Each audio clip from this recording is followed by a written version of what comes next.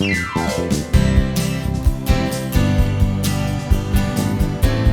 are connected, and you are listening to Specifically for Seniors, the podcast for those in the Remember When generation. Today's podcast is available everywhere you listen to podcasts and with video at Specifically for Seniors YouTube channel. Now, here's your host, Dr. Larry Barsh.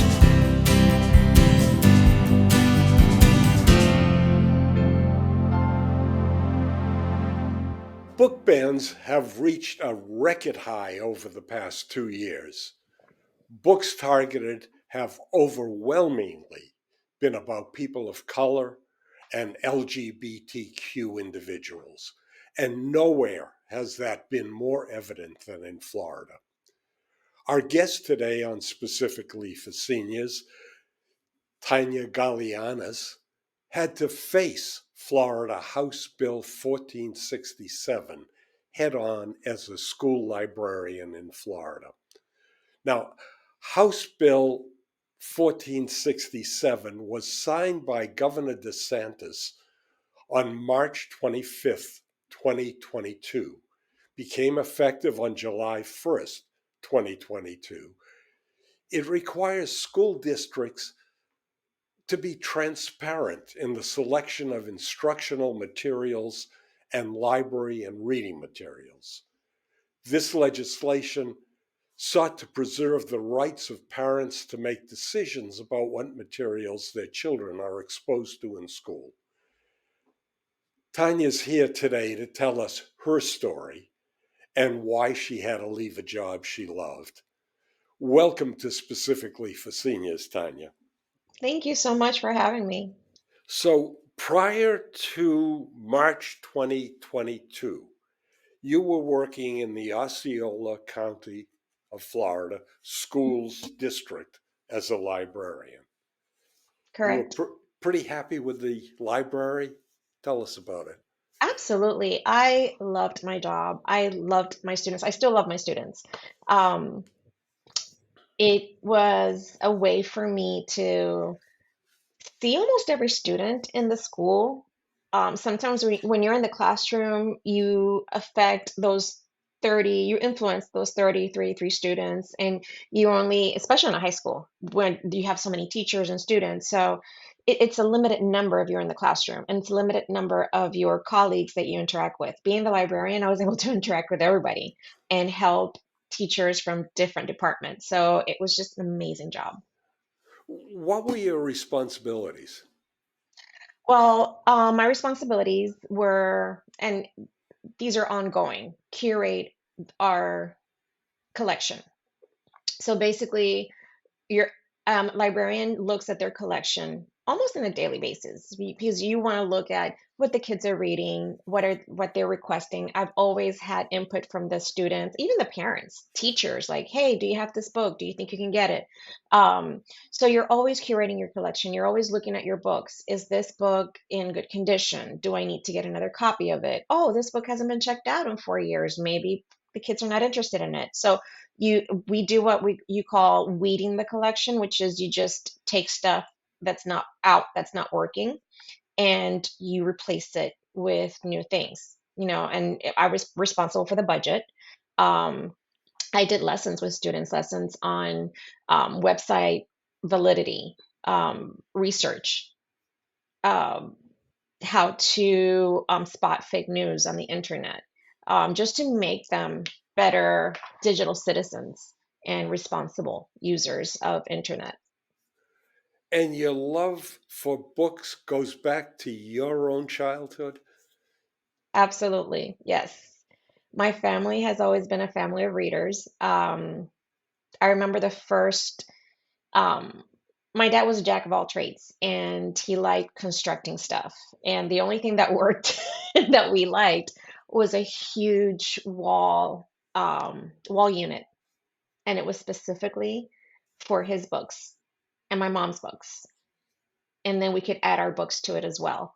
And of course, music. He was a music lover, so but my love for books is I guess, hereditary, and it was passed on to my siblings and myself.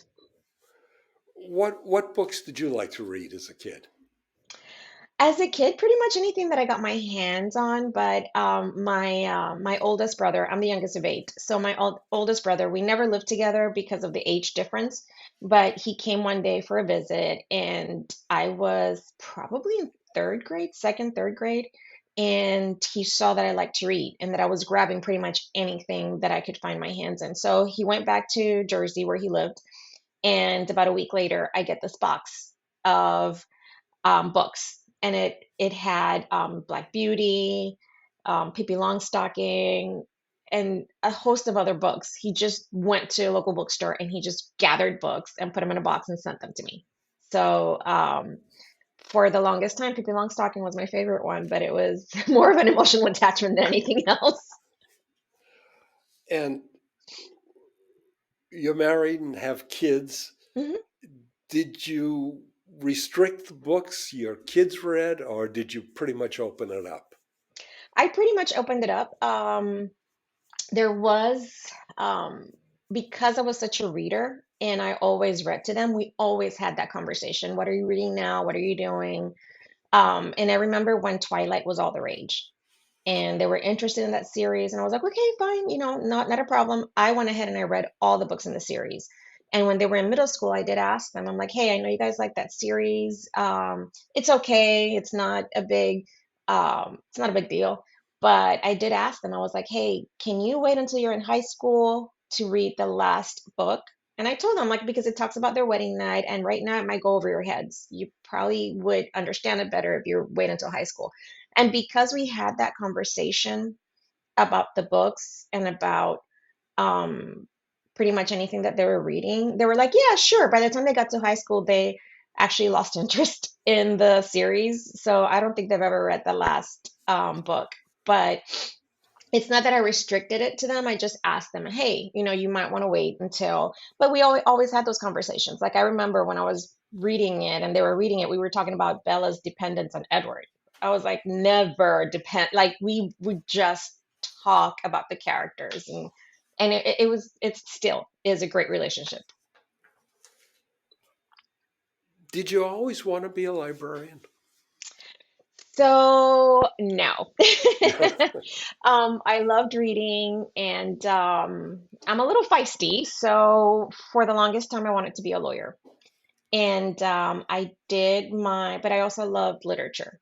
So my undergrad was in English literature because from there, like I knew with law, you had to read a lot. And I took, argumentation and debate, nonverbal communication, in preparing to go to law school. Um, but then I met my husband, and I knew, like I know myself, I give myself 110% to everything. And I was like, yeah, I don't think law school is going to work out. So in my mind, I was going to be a college professor. And so I just, I finished oops, sorry. I finished my undergrad in English literature, and um, then I got married, had kids, the whole thing. So that my master's kind of was delayed. And by that time, I started in the school district of Osceola County as a fourth grade teacher.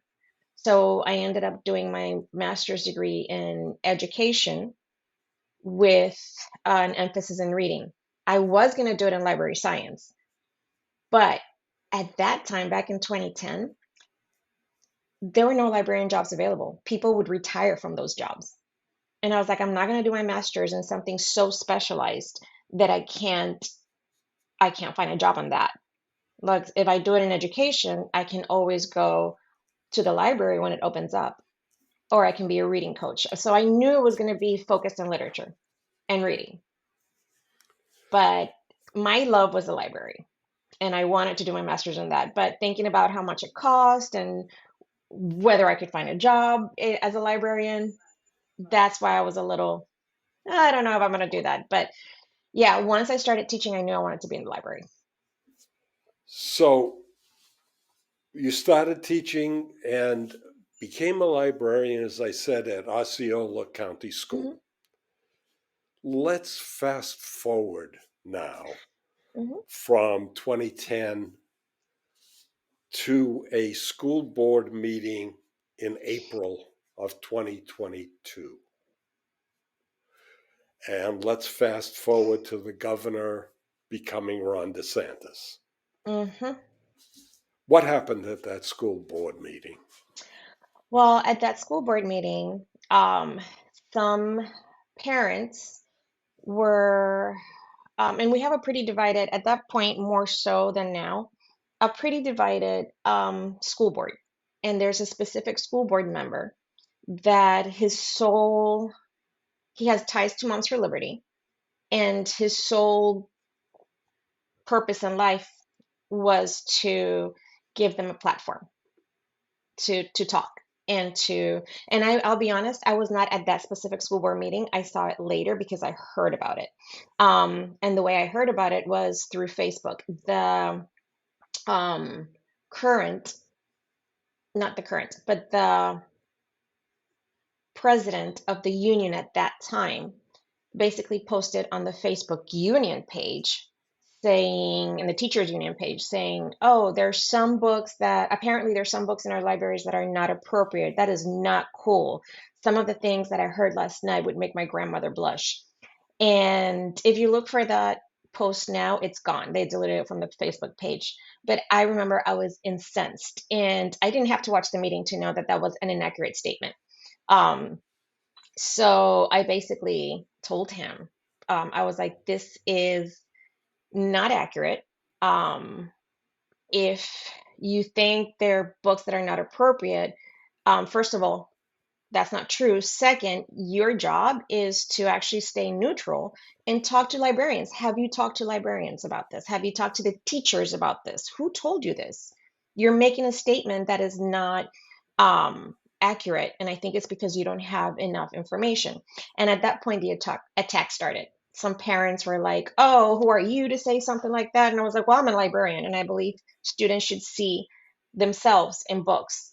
Books should be mirrors. Books should be windows so they can see into somebody else's life. And that's when I had people saying that I shouldn't be around kids, that they were glad that I wasn't their kid's librarian or teacher.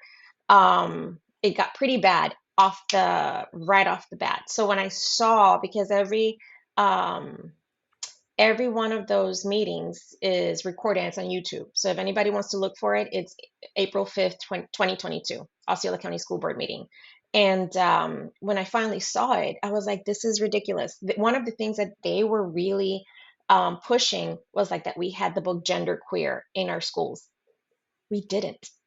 We didn't have the book Genderqueer.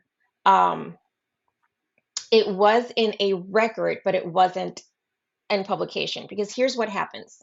When you have a budget of $10,000, $12,000 to spend on books once a year, and you have a limited amount of time, because they tell us, hey, you have to do this before October 31st or before December 1st, something like that. So you have to spend this money or you lose it. And you're like, oh, okay, there's no way I can read enough books between the time that they give me my budget in October to December to spend $12,000. So you rely on peer-reviewed journals. You rely on school library journal, Kirkus reviews, and the like, so that you can make an accurate decision. We receive the books and we look over the books. I don't know a librarian that just gets the books and puts them on the shelf. We look over the books just because, again, we haven't read them. I mean, I've read some of them, not all of them. So I'm looking through them, and I never ordered Genderqueer because, in my opinion, it didn't go with my population. But every school's population is different. You know, in a rural community, you might have more books on adventure and rural life because that's what the kids can identify with. So, and that's part of the professionalism of the job. You are tailoring your collection to your community. So that librarian had ordered Genderqueer because the reviews were amazing. It has won I don't know how many awards. So when she looked through it, she was like, yeah, I don't think I want to have this in my library. So she kept it aside to return. Because we can do that, since they know, the book jobbers know that we haven't read all the books. They expect some books to be returned. So this was already in the process. It was never accessed by any student. So they took that little bit and they took one page from that book to say that we had inappropriate things in the library. Then they took one page from Looking for Alaska. They took one page from Meet Earl and the Dying Girl. And they took it out of context. They didn't evaluate the book as a whole. And that's what happened at that meeting. They just created an uproar out of one page in each book. So it sounds like a legislation that seemed to be logical, giving parents some rights to Mm-hmm. choose what their kids are going to learn, became more of a political issue than an actual uh, educational issue. Agreed. And here's what happens when you legislate for every parent, it stops being a parental right. That's the thing. A parental right is having each parent decide what they're going to allow their kids to read or have those conversations with them, which is what I encouraged. Before I was at a high school, I was at a middle high school combined school in Osceola County, and I made it my business every open house to be there and explain to the parents. I don't have a spot for middle school and I don't have a spot for high school. Every kid is different, every kid is at a different level. It is your job as a parent to have those conversations with them and to say, hey, this is what I feel comfortable with, this is what I don't feel comfortable with, and to kind of help them and guide them through those decisions. I never had a challenge when I was at that school because I made it very clear. I am for parental rights for your child, not for somebody else's child.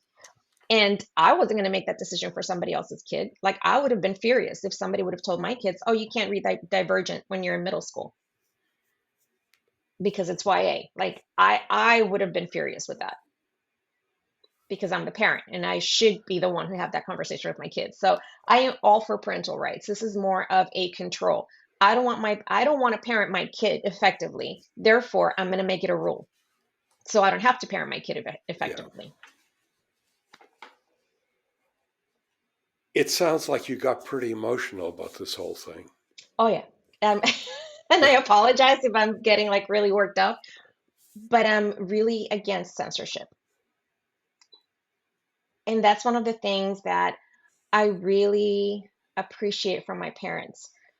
Um, my dad grew up during the Depression. My mom was born during the Depression. And my mom only has a high school diploma and she did very well for herself. My dad didn't finish high school and he ended up owning his own business. They were both avid readers and they instilled that on us. And I talk with my siblings all the time. Like I was talking to my brother last week, and we both agreed. Our parents really didn't, they gave us that freedom to make those choices for ourselves. And that's something that we passed on to our own kids.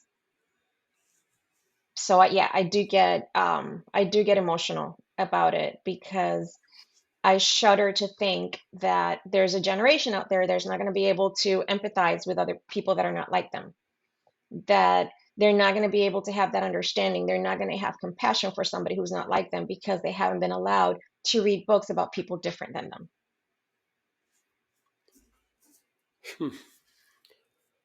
Let's talk about, because not everybody is familiar with what really House Bill 1467 says. Okay. School books must be reviewed by a district employee, and that district employee has to hold a valid educational media specialist certificate.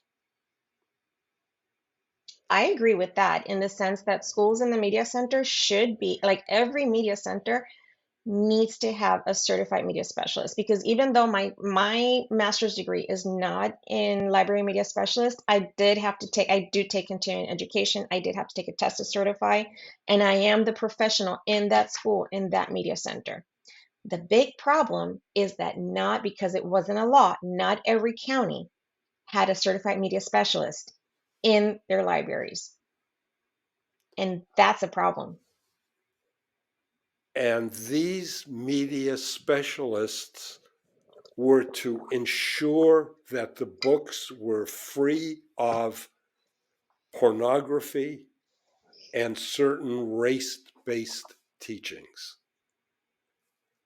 Now, here's where a problem comes in. Who defines pornography and who defines what a Race-based race-based teaching. teaching is? Hmm. So once again, you tailor books to your population. I had a very diverse population in my high school. Um, Half the kids were Hispanic, Latino. Um, the Again, I guess probably 30% were African American and 20% were white. So I had books for everybody. And one thing that I always told the kids, even at every school that I have been, if you're ever reading a book and you feel like I don't like it, it makes me uncomfortable because I don't think my parents should be, then just put it down. You're not married to the book. Just put it down, get another book. That's it, something that you enjoy. It's okay not to finish a book.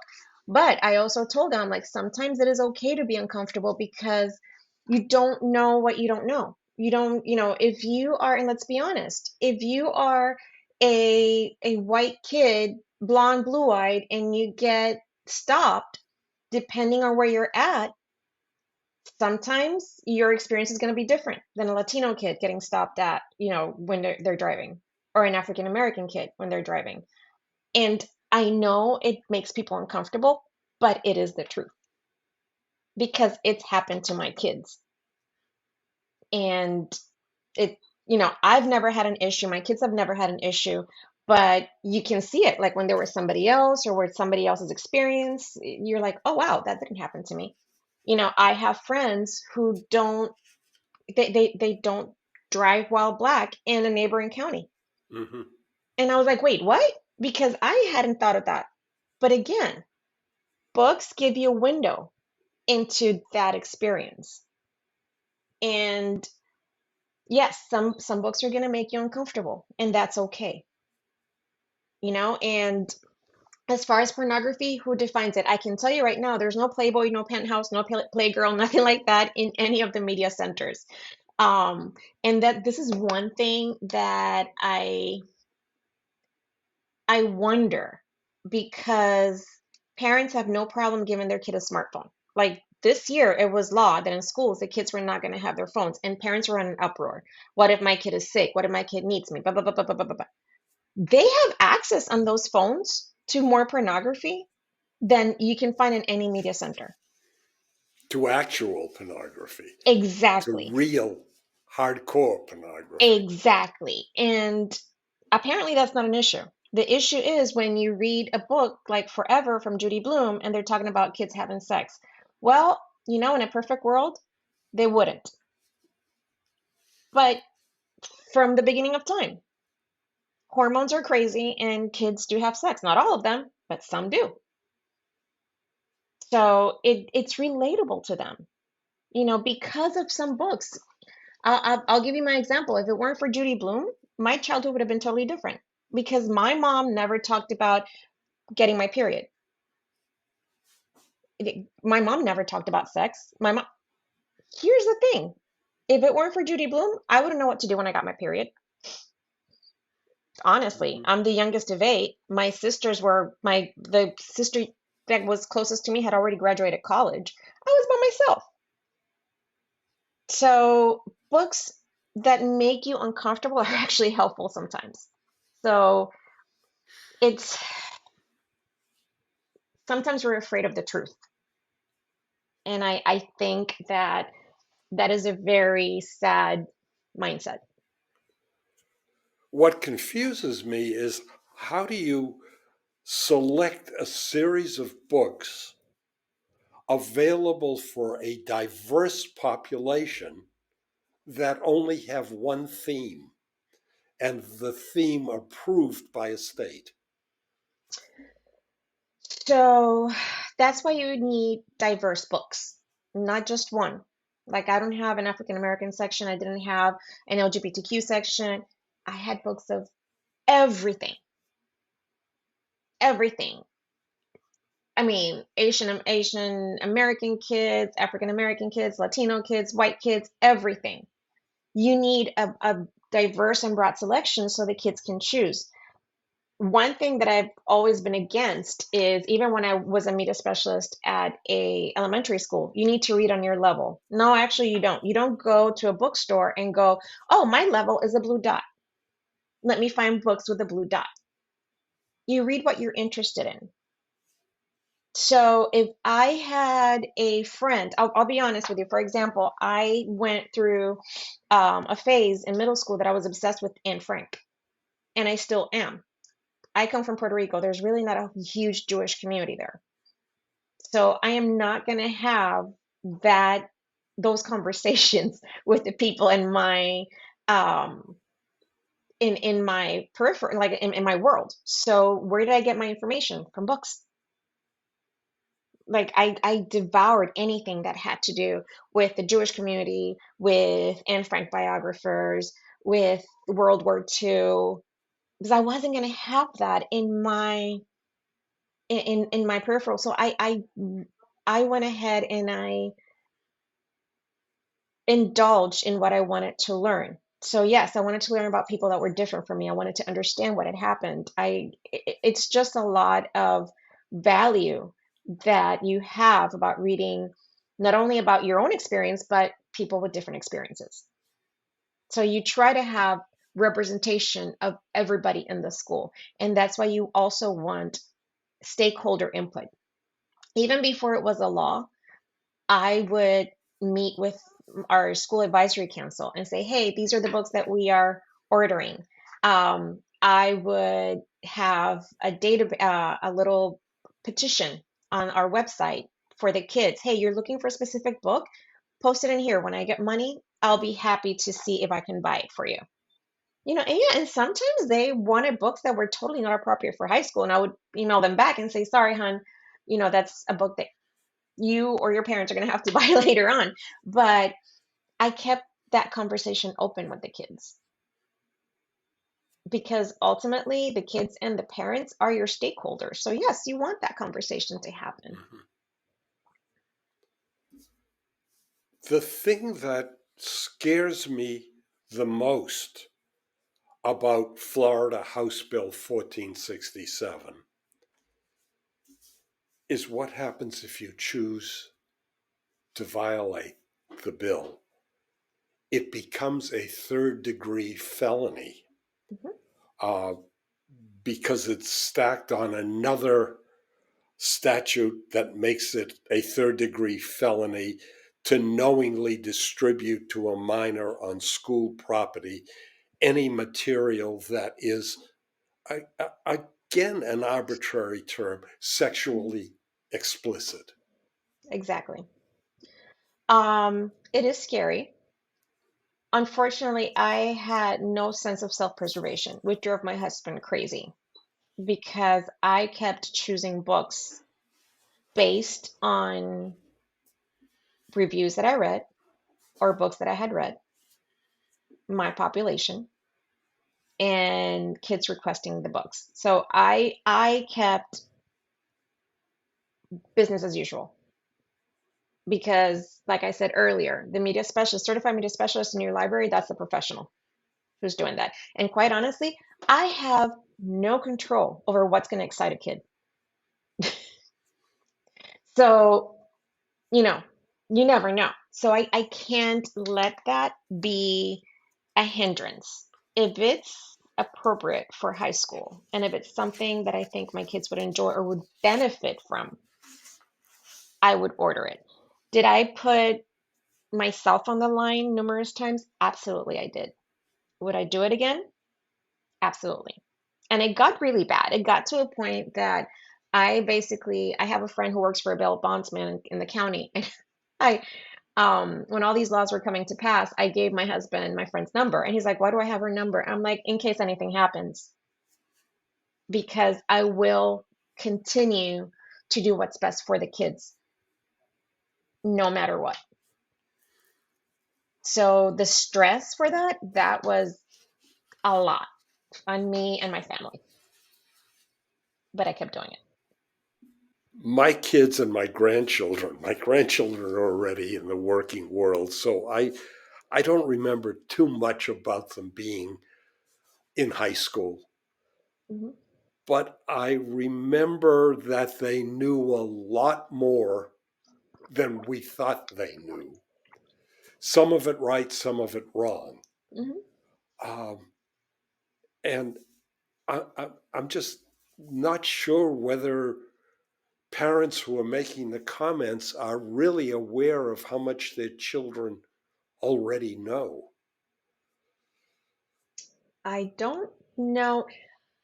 Okay, so sometimes it's easier to bury your head in the sand and just say, my kid would never. And you see it a lot on parent teacher conferences when they go like, oh, my kid doesn't act like that at home. Yeah, they probably do. You're just not aware of it. I had a student. Her mom was incensed because she was reading a book about zombies. It didn't even have sexual content. It was just a book about zombies, and her mom was livid. And even the student looks at me and she goes, I have to return it. My mom doesn't want me to have this book. And she goes, but I don't understand because she has no problem with me watching zombie movies.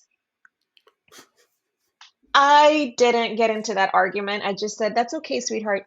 And I checked the book back in. Not a problem, because that's her parental right. But even the kids are confused because they're like, this is a problem, but this other thing is not a problem. So, What do you think was the reason for passing the law? Do you have any opinions? I do. It might not be a popular opinion, but I think here's the thing, books make you think. And if you're controlling what people are reading, you control what they think. And we saw that happen in World War II. And actually, if you look at the Library Bill of Rights, the Library Bill of Rights came about because of what happened in World War II and the book burning. I had a student last year, a senior, and he came in with his class, and this was all happening. And he was checking out a book, and he looks at me and he goes, I'm glad I can still check out this book. And I can't even remember which book it was. I was like, yeah, sure, no problem. And he goes, what's going on with the book banning? He goes, and he was being facetious. He's like, I'm all for uneducating the masses, but this is ridiculous. And I think that's what's behind it. If you control what people are reading, you control what they're thinking. Mm-hmm. And you control their political views. So you decided to leave the profession. Yes. Tough I decision. did. Oh, very tough. Very tough. It was something that it was probably in 2022, I knew I had to, but I didn't want to because I felt that the kids needed me. And my view of that was, if I don't fight for them, who will? If I don't make these books accessible to them, who will? Then I had a colleague leaving at the end of last school year. The reason they left is because they changed their pronouns. And they kind of knew what was coming because this year it is illegal. Like, a teacher cannot say my pronouns are they, them in Florida. So they came over and we were talking about their decision to leave. And as all these laws were coming down the pike, and I'm highlighting and I'm looking at, okay, so what can I do to continue doing my job with fidelity and not get fired, let's put it that way, or not go to jail? And he came in and we were talking, and then he looked at me, he goes, you have too much integrity and you're too good at what you do to compromise who you are. And that just hit me, not because he said I was good at what I did, but because staying was compromising who I was. And that just really hit me. And at that point, leaving the profession became more of a real conversation. It was already in the works because I already had plan B and plan C. I'm a certified Pilates instructor, so I was in the middle of finishing my certification. So in case I got fired, I had something to fall back on. Um, but I just at that point I was like, they're right. I'm compromising who I am. This is tearing me apart. I wasn't sleeping. I broke out in hives. I had a conversation about a book with my principal because it came up in a school board meeting, and it was the day before my birthday that the school board meeting was. And on my birthday, I went over to him and I said, "Hey, just so you know, this book came up in the meeting last night. I read this book. This book has value, and unless it goes through the proper channels and it goes through the whole challenge process, I will not be removing it." And I told him, I was like, "It's my birthday, be nice." And he basically said, "I love what you do, and I love having you in the library. But if the superintendent asked me to remove the book, I'm going to ask you to remove it." And I said, "And I will not do it unless it goes through the process." And at that point, he said, "Are you sure? Is the risk, look at the risk versus the reward. Is it worth it?" And I said, "Absolutely, it's worth it because you're talking about intellectual freedom. You're talking about the First Amendment rights, and you're talking about a book that could save somebody's life. So, yes, I'm absolutely sure what I'm telling you." And he said, "I hate to tell you this, but if the superintendent asked me to remove you from the library, I'm going to have to." And I said, "You do what you have to do."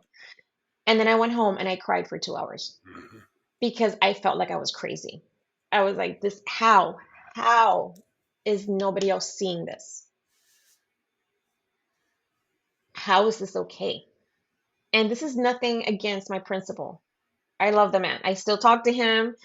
We're friends, but it was the whole, am I crazy? Am I the only one who's seeing the danger that you're treading when you're telling people what they can and cannot read? And I legit, for my birthday, I cried for 2 hours. My oldest daughter was on the phone with me going like, "Mom, you're not crazy. You're okay." And You're that's when I said, certainly "I've had not. enough." Thanks. But at that point, I was like, "I've had enough. I'm not doing this to myself anymore." And now you're the co-owner of a bookstore. Yes, yes, I am. Tell us about it. So this came about because my friend and my business partner, Erin, she had a online bookstore forever. And I actually bought books from her for my kids and for myself. And about a year ago, I was like, "Hey, have you ever thought about opening a brick and mortar store?" And she's like, "Yeah, but I don't have the money and I can't do it by myself." And I was like, "Okay, fair enough."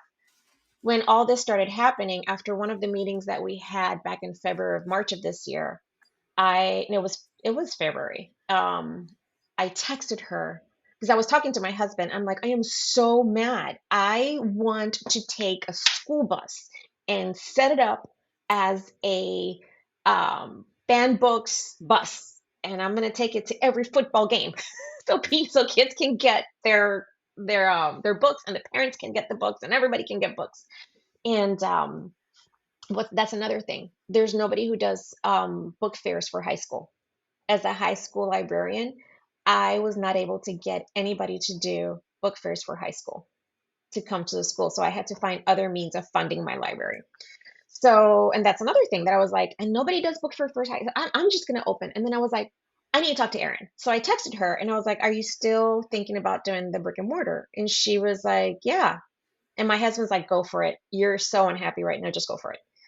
So I talked to Erin and she was like, "Are you serious?" And I'm like, "I am absolutely serious because I cannot do another meeting like this for much longer." Because and still, I just talked to a few of my library friends, media specialists last week, and they said the same thing. They're like, the meetings are so depressing because everything that comes from Tallahassee is depressing. So We just incorporated during spring break, like we talked about it. We incorporated during spring break. We were online and we started doing pop-ups, and we realized that our community needed an independent bookstore. The closest independent bookstore to our county was 40 miles away.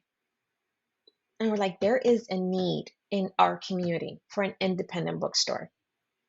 So we did a pop-up with Kissimmee Main Street for 3 days, and it blew our minds how people were thirsty for a place. So we started looking for a place, and I'm a woman of faith, and I remember praying, and I was like, if it's your will, open the doors. If it's not, close the doors. And all the doors were open. We have a prime location in historic downtown Kissimmee, which we didn't even think was going to happen. I mean, we wanted it to happen maybe a year from now, but we didn't think it was going to happen that fast. When I went to my admin the day before pre-planning, I was like, I'm leaving in a couple of months, and this was not on my bingo card for this year. I was going to give you these news next year, but everything just fell into place. So here we are. The name of the bookstore, you didn't mention it yet. It is White Rose Books and More. Originally, like I said, I wanted the banned books bus, so I wanted the banned books bookstore. And Erin was like, "Oh my God, Tania, that's just a little too on the nose." And I was like, "Okay, fine." So we started looking, and she had read a book about the French youth resistance of the Nazis called White Rose. And the moment she told me that, I was like, "That's our name, White Rose." We decided on Books and More because we wanted to help other small businesses, other artists. Like our dream was to have locally sourced products in here. And we actually right now already have a shelf of, there's a teacher in our county who does beautiful polymer jewelry. She sells her jewelry and bookmarks, and like she made this specifically White Rose earrings for us. And she does very well in our store.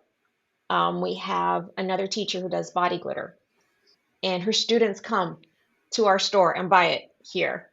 So we are helping local people. We have somebody who makes candles and soaps, and they're local. They're in our county. They don't have a space. We have been blessed with a big space. Like we thought our first store was going to be half of what it is now. So we have dedicated spots for local artists. And so that was another thing we wanted to give to the community. We wanted a place where students and teachers would get 10% off, at least, because we wanted to make sure that they had affordable books.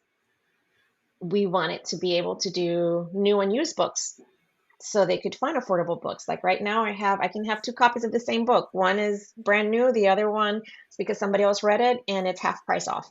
So we wanted something for everybody. We wanted to make books accessible. So House Bill 1467 apparently is not meeting with universal approval in Florida. No, it is not. And there's so many things in this bill, and I actually have it with me. Um, a lot of things, I'll be honest, would have been unnecessary if a lot of the counties that have decided to go without a certified media specialist would have actually done what they were supposed to do and get a certified media specialist. I was very blessed in my county, in Osceola County. We've always had certified media specialists. We've had a challenge procedure in place since 2002. So a lot of this, I was like, this should have been done before because it wouldn't have been an issue. I'm specifically opposed to that felony, that threat of felony, and something that is not common knowledge. But one of the things that that library training that was supposed to be ready for January 1st, which it was ready for January 1st, never mind that the final meeting had to be done after school let out in December, and people had to drive to Tallahassee to do it because they refused to do it on a Zoom. The reason I know this is because a lot of library supervisors around the county were part of that committee, and they had to get out of their own dime, go up to Tallahassee during the holidays to get this ready for January 1st. And in some of that training, every time that they said there was a felony, a few Moms for Liberty people that were on the committee wanted to put pictures of prison and cells so that we could actually understand that this was a felony, we could go to prison. I'm also opposed to the whole, you have to have a list of books that have been challenged in the state. Why? Once again, what works in Central Florida might not work in Miami, might not work in the Panhandle. The kids are different, the communities are different. Why do we need a list of banned books? I mean, as a bookstore owner, I appreciate it because those are the ones that I buy for my banned books shelf. But as an educator, that makes me upset because once again, for example, Dogman. Dogman has been challenged in Collier County, and was removed in Collier County for a while. Dogman is a graphic novel for middle school. Like, I don't even have it in high school. It's totally harmless. But that was challenged. So now that goes on a list. So now a librarian in another county who their kids might enjoy Dogman and their parents might not have an issue with it, that's a book on the list of banned books. You really can't do that.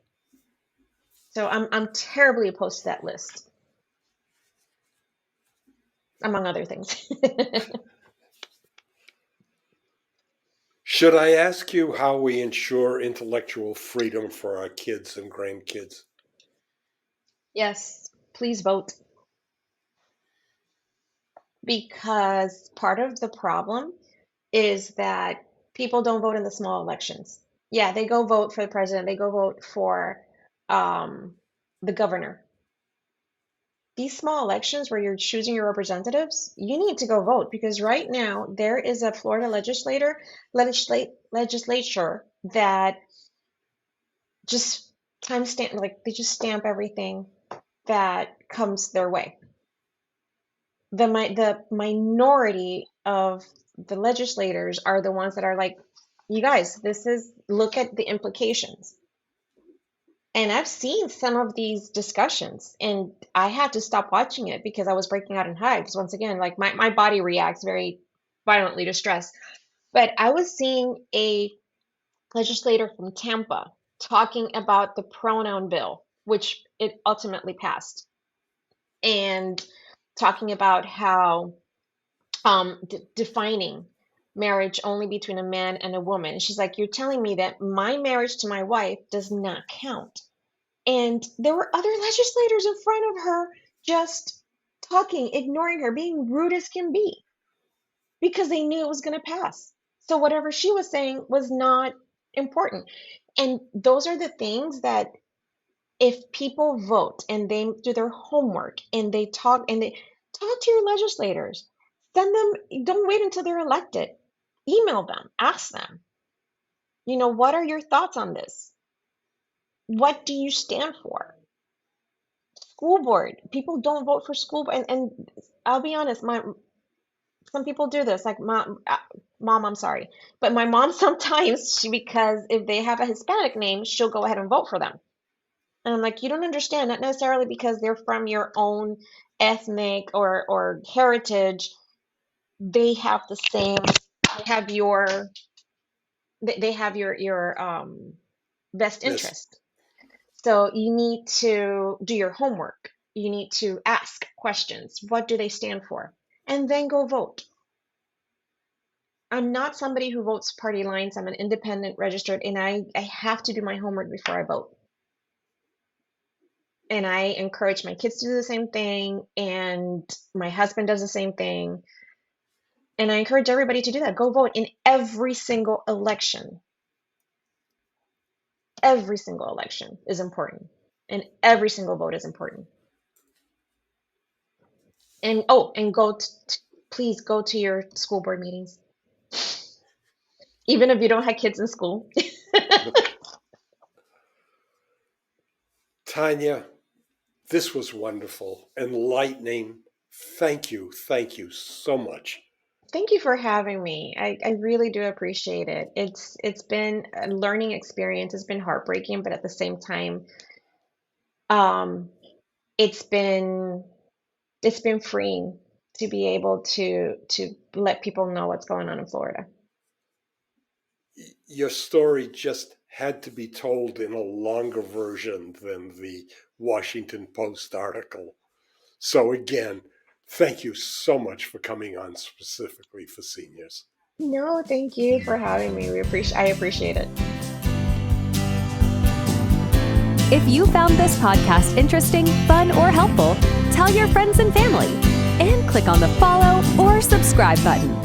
We'll let you know when new episodes are available. You've been listening to Specifically for Seniors. We'll talk more next time. Stay connected.